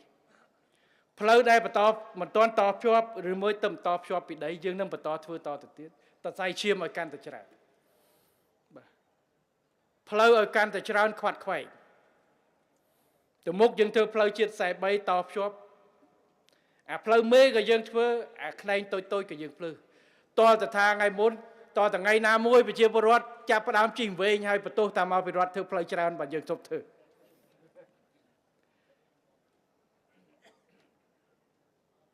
ជាងអត់ផ្លូវរុញតតែដល់តែម្ដងអញ្ចឹងខ្ញុំក៏សូមអំពាវនាវដល់ប្រជាពលរដ្ឋយើងនៅក្នុងការប្រើប្រាស់ផ្លូវនៅទីនេះដើម្បីធានាបាននូវសុវត្ថិភាពសូមប្រើប្រាស់ទៅតាមច្បាប់ចរាចរណ៍កុំឲ្យផ្លូវកាន់តែអាលងគ្រោះថ្នាក់កាន់តែច្រើនការជិះការធ្វើដំណើរទាំងអ្នកបើកបររថយន្តទាំងអ្នកជិះម៉ូតូទាំងអ្នករត់កាត់ផ្លូវក៏សូមអំពាវនាវដល់បងប្អូនប្រជាពលរដ្ឋដែលមានសត្វពាហនៈនៅតាមផ្លូវទាំងឆ្កែទាំងម៉ូតូទាំងគោទាំងក្របីបាទអត់ចាំបាច់ទៅធ្វើជំរឿននៅអាដាមញ៉ែមសំអឿននៅនោះទេគាត់ជំរឿននឹងចេះទេដោយសារចេះតែវាគ្រោះថ្នាក់តាមផ្លូវអញ្ចឹងគាត់ចង់ដឹងដើម្បីណែនាំរឿងតែប៉ុណ្្នឹងប៉ុន្តែទៅចេញមកជំរឿនឆ្កែតាមនៅរតនគិរីណាគេធ្លាប់មានប្រវត្តិឈួតណាគេឡានបុកអីផ្សេងគាត់ចង់ដឹងថានៅកន្លែងហ្នឹងមានបញ្ហាអត់ព្រោះបាទហើយម្សិលមួយថ្ងៃហ្នឹងខ្ញុំក៏ឃើញគេដាក់រូបគោរូបអីខ្ញុំសុំឲ្យប្រយ័ត្នប្រយែងតាមដែរព្រោះផ្លូវបាទហើយលបឿនប្រើប្រាស់កុំលឿនពេកបាទជាពិសេសម៉ូតូរថយន្តនៅកន្លែងភូមិបាទប្រជាពលរដ្ឋឆ្លងកាត់ក្មេងរត់ឆ្លងកាត់គ្រោះថ្នាក់ការបាត់បង់ជីវិតដោយគ្រោះថ្នាក់ចរាចរណ៍យើងជាឃាតករសម្លាប់មនុស្សច្រើនជាងគេនៅកម្ពុជារបស់យើងប្រហែលឆ្នាំនេះក្រោយពីសង្គ្រាមកាលមុនមានគ្រាប់មីនការវាយគ្នាមានគ្រាប់កាភ្លើងបាញ់គ្នាជាប់សង្គ្រាមមានគ្រាប់មីនឥឡូវគ្រាប់មីនយើងមួយឆ្នាំកាត់ក្រោម100នាក់តែគ្រោះថ្នាក់ចរាចរណ៍ច្រើនទី2ចូលរួមថែរក្សាបាទប្រព័ន្ធហេដ្ឋារចនាសម្ព័ន្ធរបស់យើងផ្លូវដែកផ្លូវថ្នល់សូមជួយបាទបើគេដាក់អាអំពូលតាមផ្លូវ ដែលជួសទៅចំណាំងផ្លាតសុំទៅកំកោះវាពួកកន្លែងខ្លះកោះលេងគេដាក់តាមផ្លូវចាក់ទៅជីបើកយកកំកោះវាអានឹងលក់អត់បានថ្លៃទេតែជីវិតមនុស្សថ្លៃជាងហើយភូមិស្រុករបស់យើងត្រូវការបើគេដាក់អានាងដែកកុំទៅកាត់វាចោលអានឹងគេសម្រាប់កុំឲ្យវាចុះទៅក្រោមអានេះគឺដើម្បីរួមទាំងអស់គ្នាកាលមុននោះប្រហែលឆ្នាំមុនមានអ្នកទៅដោះទាំងប្រឡងផ្លូវអតេះភ្លើងទៀតបាទអញ្ចឹងសូមឲ្យប្រជាពលរដ្ឋយើងទាំងអស់រួមគ្នាថែទាំថែរក្សាសម្បត្តិរួមទាំងអស់គ្នាដូចខ្ញុំនិយាយអញ្ចឹងគឺថាហេដ្ឋារចនាសម្ព័ន្ធផ្លូវសាធារណៈគឺសម្រាប់ប្រជាពលរដ្ឋប្រើប្រាស់ទាំងអស់គ្នាយើងអត់មានដំណាក់កាលពីមុនមកដោយផ្លូវដាច់ប្រជាពលរដ្ឋនៅទីនឹងគាត់កាន់ប្រទេសក្តារពីរចង់ឆ្លងតទៅបងលុយគាត់ដាក់ក្តារឲ្យទេឥឡូវយើងធ្វើស្ពានឲ្យទាំងអស់គ្នាដោយថាធ្វើ free តែម្ដងដោយមិនចាំបាច់លើកលែងថា BOT ផ្លូវលបឿនលឿនភ្នំពេញខេត្តបរសៀនអនុមួយខ្សែទៅក្រៅពីនេះគឺផ្លូវរដ្ឋប្រើ free អត់មានពីណាយកលុយទៀតទេបាទសំបីតែផ្លូវជាតិលេខ4កាលមុននេះរាជរដ្ឋាភិបាលក៏ទិញយកមកវិញដើម្បីបើកផ្លូវឲ្យប្រជាពលរដ្ឋប្រើ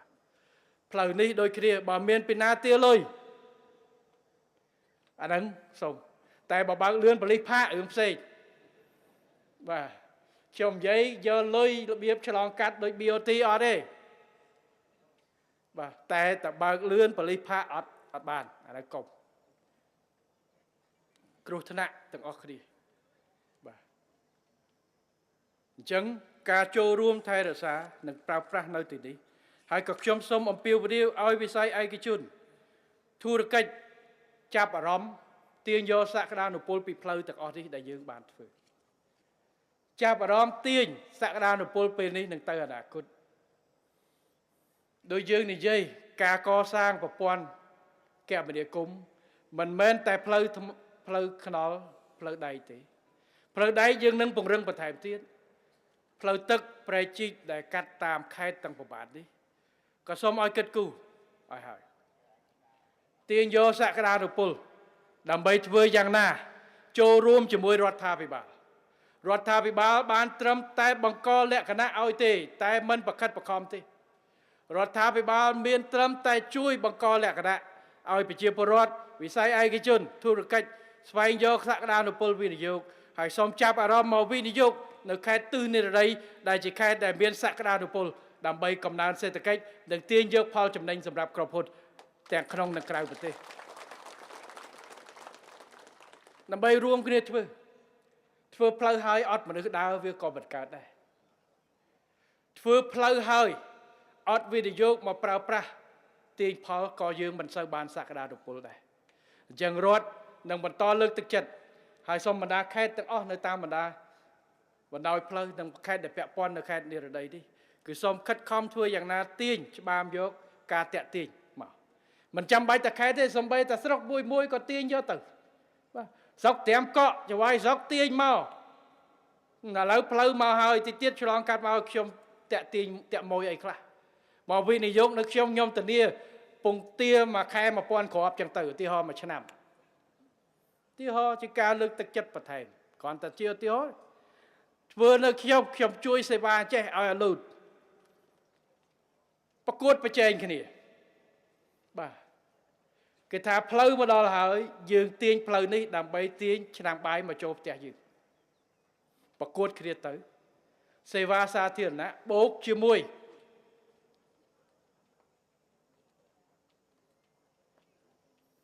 នឹងសក្តានុពលដែលរដ្ឋត្រូវគិតចេះអ្វីដែលយើងឃើញហើយថាតើវាអាចទាញស្អីឲ្យយើងសូមកុំនិយាយថាតើវាទាញស្អីឲ្យខ្ញុំដូរនិយមន័យអំពីខ្ញុំទៅខេត្តខ្ញុំកុំឃើញគេមកថាតើខ្ញុំបានអីជាផុតតខ្លួនត្រូវថាតើខេត្តខ្ញុំប្រជាជននៅភូមិនេះបានអីឲ្យច្រើនទើបយើងដាក់ទិសដៅនេះបម្រើសេវាបានល្អហើយបើយើងបានសុខយើងភូមិយើងបានរីកហើយយើងខ្លួនឯងគ្រួសារយើងក៏បានផលដែរតែបើមិនស្រួលយើងដាក់អ្វីមកខ្លួនយើងគ្រួសារយើងមុនជាជាងចង្កាគេអត់នៅទេគេរត់អស់អត់ទាំងអស់គ្នាបាទអ ចឹងសេវាល្អសេវាគប់ចិត្តធ្វើឲ្យយើងរីកទាំងអស់គ្នាសុខចិត្តជាកតុយតមីគេថាសុខចិត្តជាលេខចុងពោចនៃក្រុមដែលឈ្នះប្រសើរជាងជាលេខ1នៃក្រុមដែលចាញ់សុខចិត្តជាខេត្តមួយស្រុកមួយដែលមានវិនិយោគច្រើនជាងគេបំផុត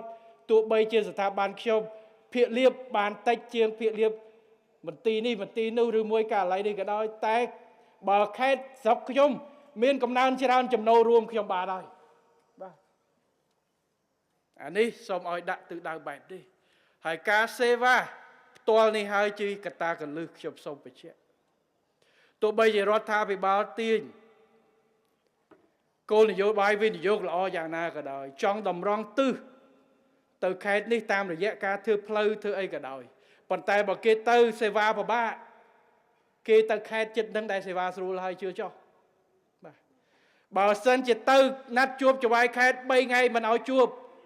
គេប្រកាសជាទៅខេត្តមួយទៀតដែលចៅហ្វាយខេត្តមកជួបគេដល់កន្លែងដល់រោងចក្រខ្ញុំជឿអញ្ចឹង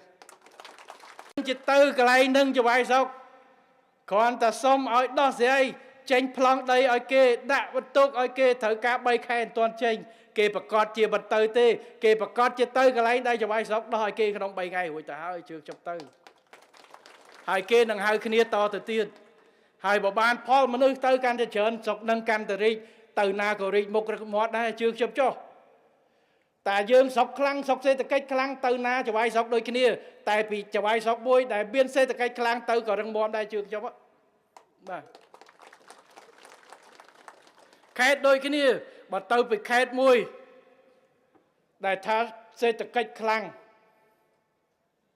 ប្រជាពលរដ្ឋទូទាទៅដល់មកបាវដែរហ្នឹងណានេះគឺជាការពិតសំបីតែឋានៈដឹកនាំប្រទេសក៏ដោយថ្ងៃមុនខ្ញុំមើល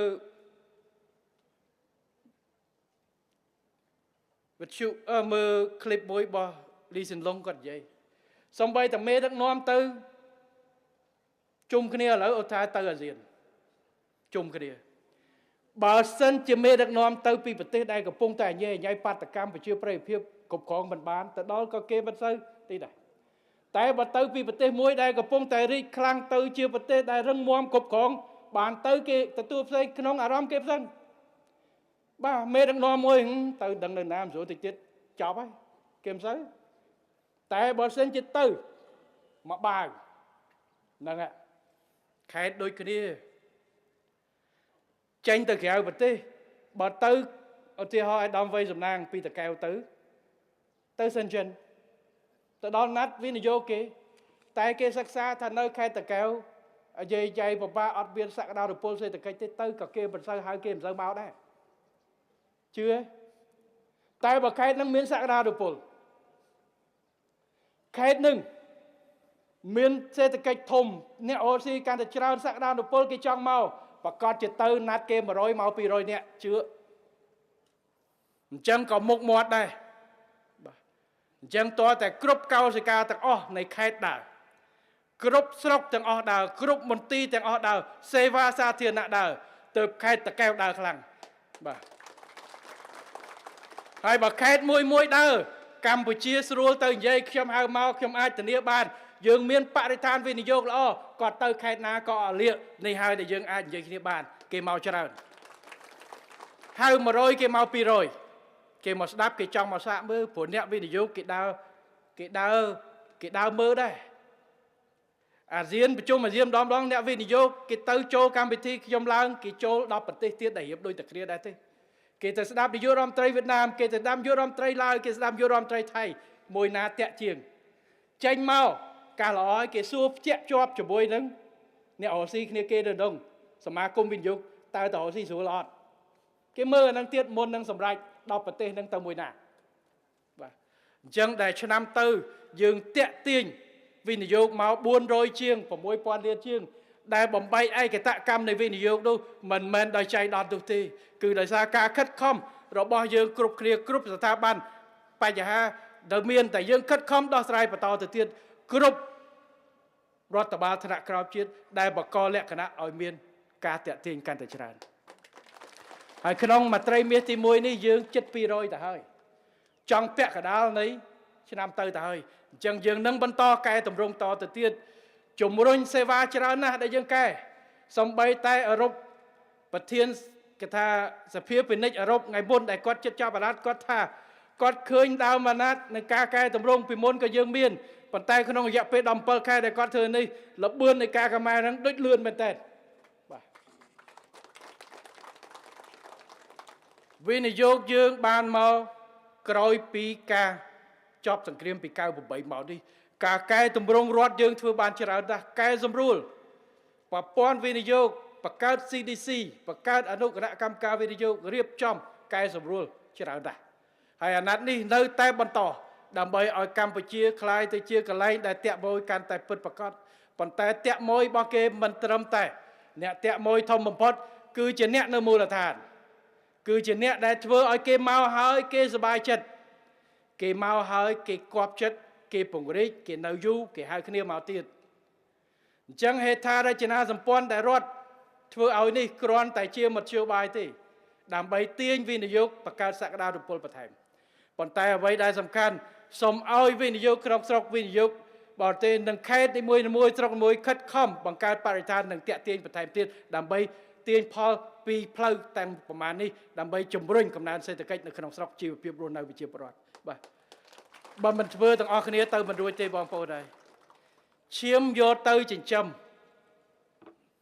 សរីរាង្គទាំងអស់បានប៉ុន្តែបើសរីរាង្គនីមួយស្ពឹកសពុនមានឈាមក៏ដោយមិនរស់ក៏ទៅមិនរួចដែរបើសិនជាមានកាយគេថាសុខភាពល្អតែខ្ជិលដើរទៅហាត់ប្រាណខ្លាញ់ក៏ច្រើនដែរបើខ្ជិលរៀនសមត្ថភាពក៏អត់រួចបើ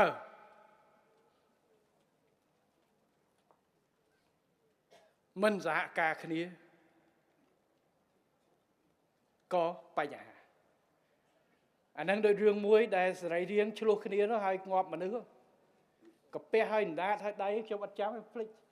គ្រាន់តែអវយវៈហ្នឹងឆ្លោះគ្នាក៏ស្លាប់មនុស្សដែរចំណែនគ្នាចុះឡើងបាទអ្នកថ្មិញចំណែនអ្នកអណ្ដាតតែមានអ្នកនេះអ្នកនោះទីបំផុតតែឆ្អែតតែកាពះងាប់កាពះទៅដល់អញ្ចឹងតលតែយើងសហការគ្នាគ្រប់តសៃទាំងអស់គ្រប់ឋានៈទាំងអស់គ្រប់ស្ថាប័នទាំងអស់យើងពីឋានៈជាតិនិងក្រោមជាតិយើងដើរជាមួយគ្នាទិសដៅតែមួយគឺជំរុញកំណើនប្រទេសជាតិយើងតាមរយៈធ្វើឲ្យកោសិកាយើងនីមួយបានន័យថាធ្វើឲ្យពីឋានៈភូមិឋានៈឃុំសង្កាត់ស្រុកក្រុងឡើងទៅដល់ខេត្តរីកចម្រើនទាំងអស់គ្នានេះទៅប្រទេសយើងរីកចម្រើនបាទនិយាយឡើងចង់ចេញហើយសូមទោស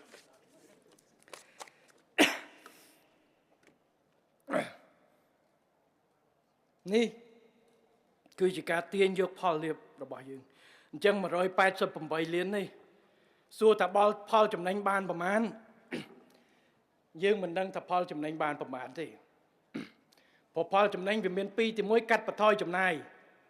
តាមរយៈការកាត់បន្ថយថ្លៃធ្វើដំណើរអាហ្នឹងក៏ចំណេញចូលកប៉ៅប្រជាជនសមដែរផលចំណេញដែលទាញដើម្បីបង្កើតសក្តានុពលទេសចរសហគមន៍ស្អីគឺទាញយកបានអញ្ចឹងខ្ញុំសង្ឃឹមថាផលចំណេញនេះកាន់តែច្រើនបាទដែលរដ្ឋយើងបានចំណូលប្រជាជនបានលុយចូលកប៉ៅកាន់តែច្រើនតាមរយៈការពង្រីកផ្លូវហើយរដ្ឋនឹងបន្តការកសាងនៅបន្ថែមនៅហេដ្ឋារចនាសម្ព័ន្ធតភ្ជាប់ឲ្យបានគ្រប់ទីកន្លែងបាទចែកគ្នារស់គឺចែកផលលាភនៃសន្តិភាពដែលយើងបានផលលាភនៃស្ថិរភាពសន្តិសុខស្ថិរភាពម៉ាក្រូសេដ្ឋកិច្ចផលលាភនៃការដាក់គោលនយោបាយត្រូវតាមរយៈការលើកទឹកចិត្តវិនិយោគផ្ដល់សិទ្ធិសេរីភាពឲ្យប្រជាជនដើរហើររកការងារផ្ដល់សិទ្ធិឲ្យប្រជាជនរៀនសូត្របលឱកាសឲ្យរៀនសូត្រទាំងចំណេះដឹងទូទៅទាំងជំនាញផ្ដល់សិទ្ធិឲ្យប្រជាជនមានឱកាសព្យាបាលសុខភាពមិនថាអ្នកកពតមិនថាអ្នកតកែវមិនថាអ្នកកំពង់ស្ពឺមិនថាអ្នកអាលាក់កងជើងដែលធ្លាប់តែជាកន្លែងក្រីក្រទៅជាកន្លែងដែលមានជាភាពរស់នៅល្អ មិនថាដែលធ្លាប់តែអ្នករស់ចូលកាប់ព្រៃយកអនុផលកាប់ទៅខ្ជិវលក់ឥឡូវបែរទៅរំពឹងលើចំណូលខ្ពស់ពីទេសចរធម្មជាតិរោងចក្រសហគ្រាសដែលយើងធ្វើប្រែคล้ายពីធ្លាប់តែខ្ទមអត់មានផ្លូវទៅជាផ្ទះថ្មផ្ទះឈើផ្ទះក្បឿងប្រែคล้ายពីអត់មានលុយទិញម៉ូតូឥឡូវទៅជាឡានយ៉ាងហោចណាស់អាចមានច្រើនជាងមួយគ្រឿងនៅក្នុងមួយឃុំមួយភូមិយើងនឹងធ្វើឲ្យកាន់តែរីកកាន់តែច្រើនថែមទៀតខេត្តតាកែវក្រុងដូនកែវរីកតភ្ជាប់មិនយូរមិនឆាប់អាចគៀកទៅដល់ភ្នំពេញបាទព្រោះឥឡូវផ្លូវជាតិលេខ2ប្រែជីកហ្វូណនធ្វើនៅតាមនឹងតិចទៀតតំបន់សេដ្ឋកិច្ចពិសេសកាន់តែកើតពលានយន្តហោះធំនៅខេត្តតាកែវខេត្តកណ្ដាលជាប់ខេត្តតាកែវអញ្ចឹងតិចទៀតមនុស្សដល់ឡៃផ្ទះនៅនឹងកាន់តែច្រើនកាន់តែថ្លៃអាកន្លែងនឹងកាន់តែថ្លៃមនុស្សទៅទិញផ្ទះនៅដូនកែវមិនថោកជាងធ្វើដំណើរតែកន្លះម៉ោងទៅធ្វើការអញ្ចឹងតិចទៀតដូនកែវក៏អាចមានផ្ទះច្រើនច្រើនតទៅទៀតដែរឥឡូវដូនកែវមានផ្ទះខ្ពស់ប្រហែលជាន់មាន7ជាន់អាហ្នឹងដូចភ្នំពេញកាលមុនបាទព្រោះឥឡូវកាន់តែរីកទៅទិសខាងកើតផ្លូវជាលេខ2ផ្លូវលេខប្រហែលមកកកោកជិះតែកន្លះម៉ោងដល់ជិះ1ម៉ោងដល់ជួនកាលជិះពីច្បារអំពៅទៅពលាយន្តហោះនឹងលើស1ម៉ោងបើស្ទះខ្ញុំធ្លាប់ហើយជិះពីកំពង់សោមទៅដល់ចោមចៅ2ម៉ោងកន្លះពីចោមចៅទទួលគោក3ម៉ោង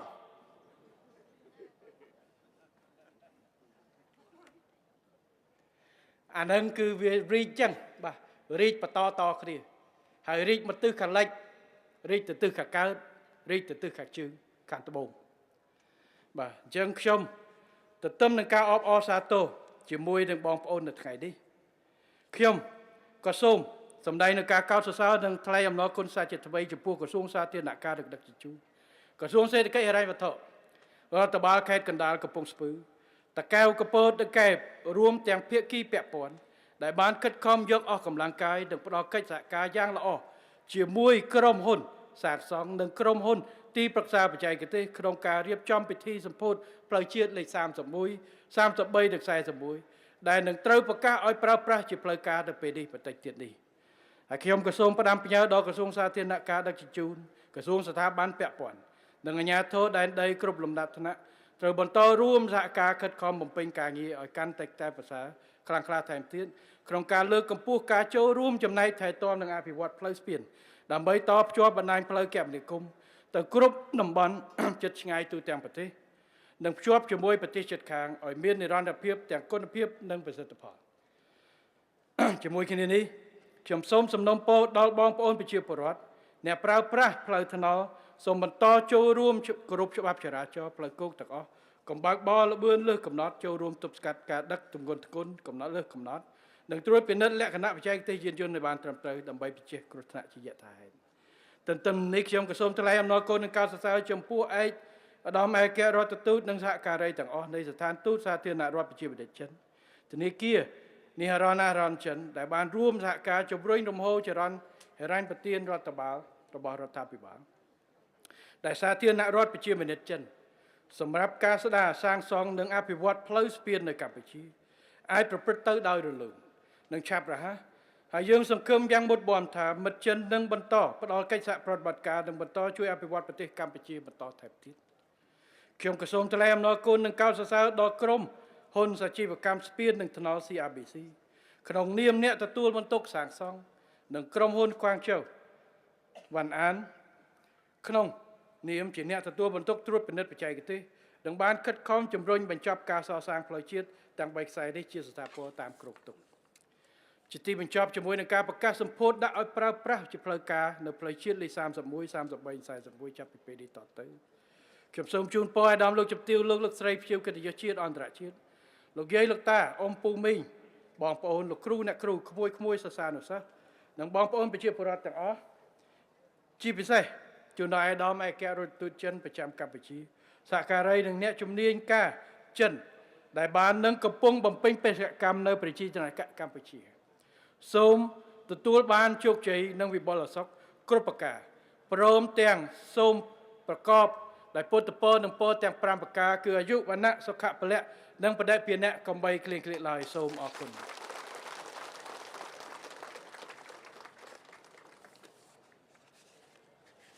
ក្នុងឱកាសនេះផងដែរខ្ញុំក៏សូមដល់ណាបាទនេះក្រមយុវជនកាយរិទ្ធកម្ពុជាយុវជនកាកបាទក្រហមនិងសហភាពសហព័ន្ធយុវជនកម្ពុជាសរុប150នាក់ម្នាក់ថវិកា 20,000 រៀលជូនលោកគ្រូអ្នកគ្រូ126នាក់ម្នាក់ថវិកា50,000រៀលក្មួយសិស្សានុសិស្សចំនួន1008នាក់ម្នាក់ទួលសភៅ2ក្បាលបិចម្ដើមថវិកា9,000រៀលវិទ្យាល័យថ្នោតជុំថវិកា2លានរៀលបឋមសិក្សាតាពាំងដើកថវិកា1លានរៀលសាលាស្រុកត្រាំកក់ថវិកា2លានរៀលសាលាស្រុកជុំការីថវិកា2លានរៀលក្រុមគ្រូពេទ្យប្រចាំការក្នុងអង្គពិធីថវិកា5លានរៀលនិងជូនក្រុមតន្ត្រីសម័យថវិកា10លានរៀលផងដែរហើយខាងនេះមានអ្នកសិល្បករនេះសិល្បករមកសូមបង្ហាញមុខតិចមើលអរគុណហើយបានចូលរួមกันនេះអ្នកនាងខាត់សុខឹមលោកចិនវឌ្ឍនាអ្នកនាងអិនច័ន្ទវីលោកជ័យសវ៉ាតកញ្ញាអៀងសុធាលោកខីសខុនកញ្ញាសន្តានីលោកហៅសំអាតហៅផាត់តភូអ្នកនាងសុនស្រីនុនលោកប៊ុនជំនោអ្នកនាងចែមស្រីលាក់លោកជុំលីណូអ្នកនាងគុណច័ន្ទស៊ីណាហៅសៃលៀបលោកអ៊ូប៊ុនវ៉ាត់ពីណាស្គាល់លោកអ៊ូប៊ុនរ៉ាត់ទេហៅនាយក្រមបាយស្គាល់ច្រើនជាងហើយលោកដួងសុគាបាទហើយក៏មានក្រុមតន្ត្រីក៏ប្រឆាំងពីរកម្ម6នាក់អ្នកជំនាញ7នាក់សូមអរគុណណាបានចូលរួមអបអរសាទរថ្ងៃនេះហើយអាចប្រហោះទៅលេងកពតបន្តទៀតបាទអញ្ចឹងសូមអរគុណហើយសូមបាទជូនពរទាំងអស់គ្នាបាទជូនពរ